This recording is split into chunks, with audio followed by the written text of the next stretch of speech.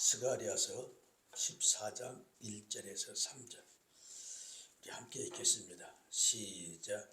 여호와의 날이 이르리라. 그날에 내 재물이 약탈되어 너희 가운데 나누리니라.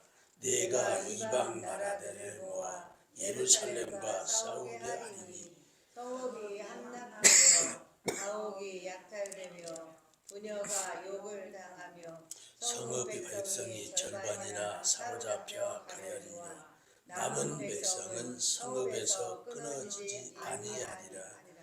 그때에 여호와께서 나아가사 그 이방 사람들을 치되 이방 왕의 전쟁의 날에 싸운 것 같이 하시리라. 아멘. 이 14장은 상당히 어려운 장이에요. 이 14장은 제가 이렇게 보는 관점으로는 요한계시록 압축장이라 이렇게 볼 수 있습니다.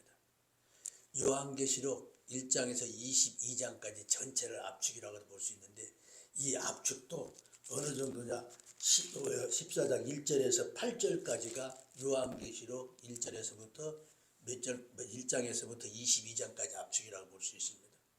그래서 구조를 좀 정확하게 봐야 좀 풀을 수가 있는데 이 부분은 누구도 못 풀냐. 누터도 이 부분을 풀지를 못하고 넘어가 버렸던 자리고 누터가 요한계시록 12장, 13장, 14장을 풀지 못해서 11장까지 풀고 붓을 꺾었다고 그러거든요. 그만큼 요한계시록이 어려운데 요한계시록의 전체적인 모든 그 인용의 말씀들은요 한 90% 정도가 거의 구약이에요. 구약의 말씀을 갖다 다 인용해 놨습니다. 왜 구약의 말씀을 인용해 놨냐? 요한계시록이 기록할 때가 AD 90년이에요. AD 90년 뒤에 로마 황제 도미티아누스가 통치할 때인데 이때의 핍박이 너무 심해서 요한이 밤모섬으로 도망갔고 밤모섬에서 환상으로 보여줬던 것들을 기록해서 이 환상으로 보여준 걸 통해서 그 핍박당한 자들이 다시 용기를 얻고 예수 믿도록 하기 위하여 기록된 책이 요한계시록에 볼 수 있어요. 그리고 오늘 이 본문은 요한계시록이 거의 압축된 장과 거의 똑같을 정도입니다. 그래서 오늘 본문에 한번 구절을 보시면 그래요. 1절에서 3절까지 하나님께서 핍박 가운데 보호해 주셨다 이 말씀을 하시는 거예요. 그러면 4절에서 5절이 뭘 말하냐면 제가 볼 때는 요한계시록 11장 15절 즉 나팔 그 시점을 이렇게 보이거든요. 그 다음에 6절에서 7절이 또 그날이 또 나옵니다. 이 그날은 어떤 자냐? 믿지 않는 자들의 당하는 고난. 그 다음에 8절에 보면 또 그날이 또 나와요. 이 그날은 뭐요? 믿는 자들, 즉 보호받는 것. 그리고 9절에서부터 11절까지는 어떤 말씀이 나오냐? 보호받는 자들, 믿는 자들이 누리는 복에 대해서 기록해놔요. 11절까지. 그러므로 예루살렘은 뭐죠? 평안이 서리도다 그래요. 그런가 동시에 또 12절에서부터 15절은 또 믿지 않는 자들 그래요. 그 다음에 16절에서부터 마지막 절까지 성결한 자 하나님 앞에 쓸 것이다. 초막절 비유로 말씀하십니다. 이걸 쭉 보면서 뭐냐 계속적으로 반복됩니다. 두 개가. 여호와의 날은 하나는 심판, 하나는 구원. 하나는 심판, 하나는 구원을 계속 대조해 주면서 이제 보시지 않나 이렇게 볼 수가 있어요. 그래서 이 요한계시록을 알아야 되는데 오늘 본문이 상당히 까다로운 부분이에요. 그래서 먼저 한번 보시겠습니다. 자, 1절 말씀 보면 1절에서 3절까지는 그날 여호와의 날 어떤 증상들이 일어나는가 이 증상에 대해서 표현하고 있어요. 어떤 증상들이 일어나는가. 여호와의 날이 이르리라. 그러면 그날에 내 재물이 어쩐다는 거예요? 약탈당하고 뺏길 것이다 그래요. 재물도 빼앗길 것이고 그 다음에 그날에 이방 나라를 모아 예루살렘과 싸우게 하리니 하나님이 이방 나라들에서 모아 싸우게 하리니 그랬다고 볼수 있어요. 그래 뭐요? 성읍이 함락되고 가옥이 약탈되며 부녀자들이 욕을 당하며 성읍의 백성들이 절반이나 사로잡혀 가려니와 남은 백성은 성읍에서 끊어지지 아니하리라. 잡혀가기는 가는데 남은 백성들은 그도 남아있을 것이다 그랬습니다. 그러면 그때 여호와께서 나가사 이방의 나라들을 치시되 이왕의 전쟁 날에 싸우는 것 같이 하실 것이다. 그럼 이 남아있는 자가 어떻게 남아있는가 이겁니다. 자, 우리 요한계시록을 보면요. 요한계시록의 구조가 1장에서 5장까지는 지금 준비하는 거예요. 그 요한계시록의 핵심이 뭐라고 그랬어요? 핵심 구절이 요한계시록 1장 19절입니다. 그래서 지금 본 것, 1장에서 본 것, 그 다음에 이제 있는 일은 3장, 4장, 이제 있는 일이에요. 어떤 일이 일곱 교회에 있었던 일, 그 다음에 4장에서 5장은 천국으로 올라가서 앞으로 장차 될 일을 보여주는 것입니다. 그러면 장차 될 일 중에서 6인, 그 다음에 7인, 7 나팔, 그 다음에 7 재앙, 이 세 가지를 가지고 통치합니다. 그런데 요한계시록의 전반부와 후반부로 나눌 수가 있는데, 전반부를 무엇으로 볼 수 있냐면 기점을 요한계시록 11장 15절에 보면 누가 나와요? 나팔 불 때를 기점으로 볼 수가 있어요. 그럼 나팔 불 때를 기점으로 전반부 후반부로 봅니다. 그래서 요한계시록의 전체는 뭐라고 하면 7년 대환란이라 이렇게 볼 수 있습니다.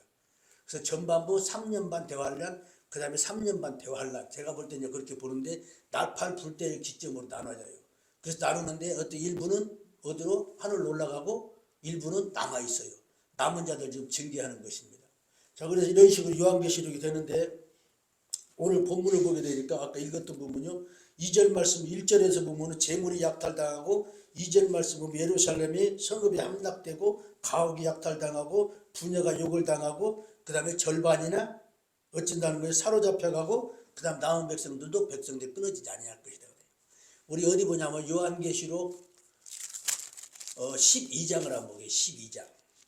요한계시록 전체는 볼 수 없고 요한계시록 12장 한번 보게요.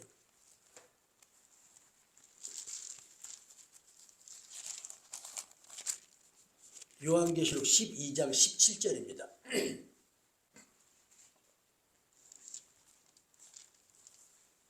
요한계시록 12장 17절 보면 12장은 용이 나옵니다. 용과 누구와 싸우는 거예요? 아이벤 여자, 예수님과 싸우는 거예요. 그러면 결국에 승리했는데 용이 어쩐다는 거예요? 여자에게 분노해서 그 남은 자손들, 지금 신약이라고 볼 수 있어요. 그 남은 자손들이 계명을 지키며 예수의 증거를 가진 자들과 싸우려고 어디에? 바다와 모래에 딱 서가지고 지금 무엇을 하려고 이게 싸울 준비를 합니다. 그러면 준비하는 내용이 13장이에요. 13장 자체는 누가 나와요? 바다에서 올라오는 짐승 하나 있고, 그 다음에 어디서 나면 땅에서 올라오는 짐승, 이 두 가지가 있습니다. 두 짐승이 있는데 이 짐승을 통해서 무엇을 해요? 이스라엘 백성들 괴롭힙니다. 이 괴롭히는데 어떻게 괴롭히는가? 자, 1절 말씀 그래요. 내가 보니 바다에서 한 짐승이 나오는데 뿔이 10이요 머리가 7이라. 그 뿔에는 10 왕관이 있고 그 머리들에는 신성모독이라 하는 이름이 있더라.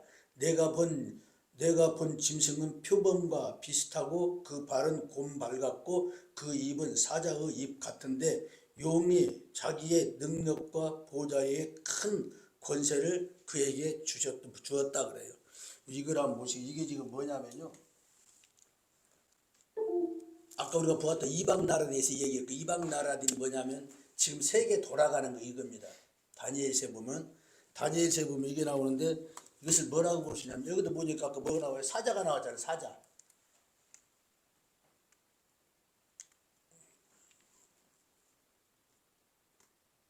사자가 나왔잖아요. 사자. 이 앞에 뭐 사자 나오죠? 표범. 사자는 안 나오네? 사자 나와요. 표범이 여기에요. 표범 여기요. 표범이 헬라, 사자는 뭐예요? 바벨론, 그 다음에 메데 바사는 곰, 그리고 노마는 철이라고 그러고, 지금 이게 무서운 짐승인데, 여기 다니엘서 2장에서 말씀하신 것이고, 요거 다니엘서 7장에서 얘기한 거예요. 근데 지금 이런 자들이 뭐예요?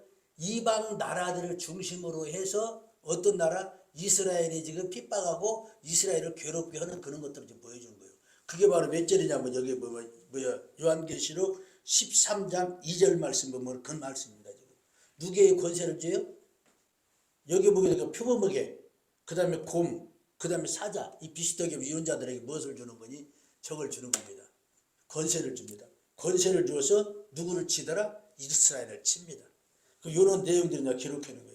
그러면 그의 머리 하나가 요한계시록 13장 3절 보겠는데, 그의 머리 하나가 상하여 죽게 된 것 같으니 그 죽게 되었던 상처가 나음에 온 땅이 다시 놀래더라. 한마디로 죽었다 살았다 이렇게 볼 수 있어요.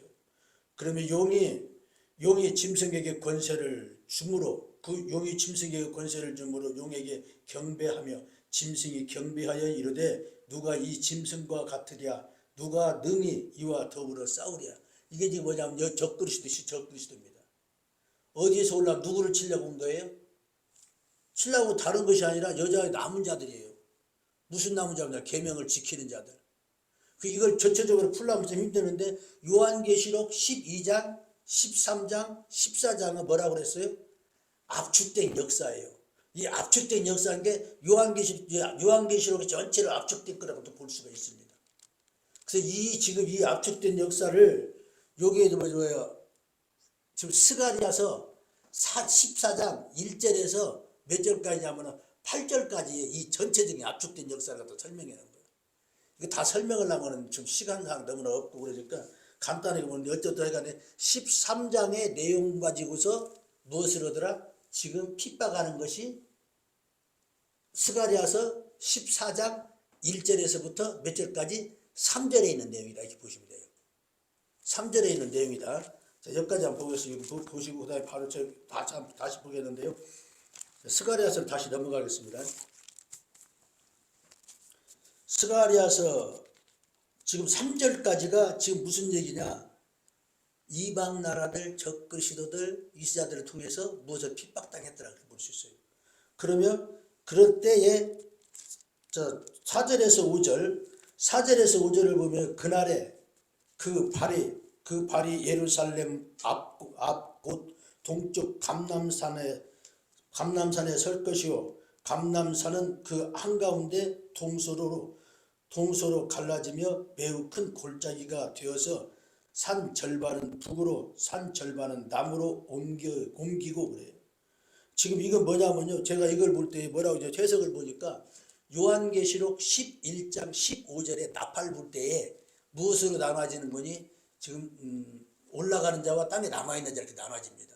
지금 이걸 지금 예표로 지금 하려고 주석도 보니까 해석이 되어 있고 요 부분을 통해서 어디까지 보니 5절 말씀 보면 그 산 골짜기는 어디에 아셀에 이를지라 너희가 그 산 골짜기로 도망하되 유다 외 우시야 때에 지진 피하여 도망하던 것 같이 하리라. 나의 하나님 여호와께서 임하실 것이요 모든 거룩한 자들이 다 주와 함께 하리라. 지금 이 부분은 뭐냐면요. 어디를 말씀하시냐면은 아모스 1장 1절에 보면 아모스가 기록될 때 언제는 뭐냐 요시야 왕 지진 나기 전 2년 전에 지금 아모스를 기록합니다. 그래서 이때 지금 지진에 대해서 얘기하는 거예요. 그 한마디로 말하면 핍박과 땅이 갈라지고 이런 것들을 좀 쭉 설명한다고 볼 수 있어요. 요한계시록 아주 압축해놨기 때문에 볼 수가 없습니다. 이거 가지고는. 그래서 이거 뭐냐면 핍박당하고 해, 달, 지진 이런 게 일어난다 이렇게 볼 수 있어요. 그럼 이제 6절 말씀 보시겠습니다. 자, 6절에는 빛이 없겠고 광명한 것들이 떠날 것이라. 그러면 여호와께서 아시는 한 날이 있으리라. 낮도 아니요 밤도 아니라 어두워 갈 때 빛이 있으리라 그래요. 있으리로다. 지금 이것은 뭐냐면은 마태복음 24장 29절에서 31절을 보면요. 해가 빛을 잃어버리고 별들이 빛을 잃고 땅에 떨어지고 이런 것들을 다 기록해 놓은 것이 마태복음 24장에 기록해 놨어요. 압축된 장들이 뭐냐면 마태복음도 요한계시록을 압축해 놨고 그 다음에 여기도 역시 요한계시록을 압축해 놨다고 볼 수 있어요. 마지막 날에. 그래서 여기서 우리가 볼 것은 그날에가 나옵니다. 그래서 여기 앞에 보니까 6절에 보면 그날에 빛이 없겠고 그러잖아요. 그러면 8절에도 또 보면 그날이 또 나옵니다. 이 그날은 무슨 날이에요? 그날에 생수가 예루살렘에서 솟아나서 절반은 동해로 절반은 서해로 흐를 것이라. 여름에도 겨울에도 그날이라. 이건 지금 어디로 보냐면요. 요한계시록 22장 1절에서 2절 보면 뭐가 나와요? 생명수 강이 흐르는 거. 요걸 지금 설명하는 거예요. 그러니까 압축되기 때문에 아주 보기가 너무 힘들어요. 이것을 계속 반복해서 읽어보면은 아까 얘기했던 처음에 구조적으로 딱 표시가 됩니다. 1절에서 3절 뭐예요? 약탈당하고 그 중에 누가 보호해준다? 하나님이 보호해주신다. 그 다음에서 5절에서 6절은 무엇을 하는 거예요? 나팔 불 때 기점으로 무엇이냐? 나팔 불 때 기점으로 나눠지더라. 그 다음에 6절은 뭐예요? 빛을 잃어버리고 그 당시 모든 그 자연 환경들이 어떻게 변하는가를 보여주고, 그 다음에 8절은 어떤 분이에요? 그날에 구원받은 자들 어쩐다는 거예요? 생수의 강이 흐르는 데를 인도할 것이다. 지금 계속 반복적으로 그날은 어떤 날인가? 결국은 심판의 날과 구원의 날이라는 걸 설명합니다. 그래서 오늘 여기까지만 보겠는데요. 여러 번 읽어봐야 돼요. 이 부분을 많이 읽어보고 요한계시록과 접목시켜서 해석을 하면 맞을 겁니다. 여호와의 날은 어떤 날이냐? 즉 구원의 날이 되고 심판 날이 된다는 거예요. 그래서 요 14장이 좀 너무 어려운데 시간이 너무 짧아서 좀 설명하기가 좀 어렵고, 어떻든 1절에서 8절까지 요한계시록의 전체를 압축해놨다. 이렇게 보시는데 요한계시록의 전체는 뭐냐? 심판날에 믿는 자들을 구원할 것이다. 아무리 심판날에 어떤 것들이 천재지변이 오더라도 누가 하나님께서 보여주시다고 해요. 그 보여주는 것이 어디 나오냐? 우리 6장에 요한계시록 6장에 6째 인을 띌 때에 이 광경을 바라보니까 너무 무서워가지고 바위 떨어져서 나를 죽였으면 쓰겠다. 그렇게 말한 데가 있어요. 그러니까 7장에서 무엇을 해요? 보호해 주겠다 그래요. 인지해서 보호해 주겠다. 그러면 8장 9장에 보호해 주는 것이 나팔재앙 때 보호해 줍니다. 10장까지. 그러면 11장 15절에 보호받는 자들 나팔 불 때 들려서 올라가거든요. 그래서 이 부분까지 보여주는 것입니다. 지금 충분히 한번 집에 가서 한 5번 정도 한번 읽어보세요. 그러면 좀 이해가 갈 거예요. 그래서 이제 오늘 여기까지만 보겠는데, 어쨌든 14장은 어렵다. 왜 어려운가? 요한계시록에 압축된 역사를 갖다 기록해놨기 때문에 어렵다. 그러나 여기서 우리가 알아야 될 것은 다른 걸 다 떠나서 여호와의 날, 심판의 날에 반드시 구원과 심판 두 가지가 있다. 그러면 어떻게? 믿는 자 반드시 구원한다. 보호하신다. 여기까지만 이렇게 이해하면 되겠습니다. 기도하시겠습니다. 하나님 아버지 감사합니다.